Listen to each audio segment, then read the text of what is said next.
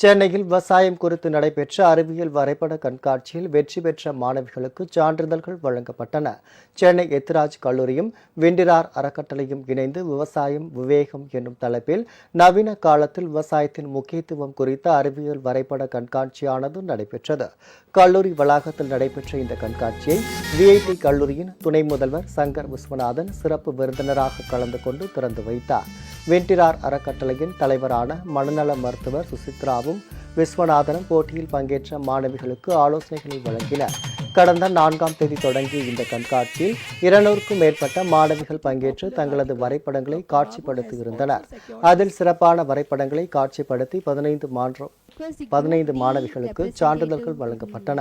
அப்போது நாடு சுதந்திரம் அடைவதற்கு முன்பும் பின்பும் இந்தியாவின் விவசாய துறையின் வளர்ச்சி குறித்து இந்த கண்காட்சியில் வரைபடங்கள் இடம்பெற்றிருப்பதாக மனநல ஆலோசகர் சுசித்ரா தெரிவித்தார்.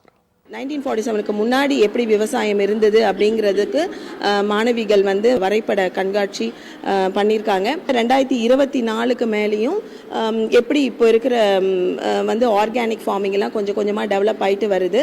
ஸோ நம்மளுக்கு ஆண்டர்பிரனர்ஸ் வேணும், ஃபார்மர்ஸ்க்கு வெல்ஃபேர் இருக்கணும். இந்த விழாவை விஐடியோட vice president Shri Shankar Viswanathan sir இந்த விழாவை துவக்கி வைத்தார்.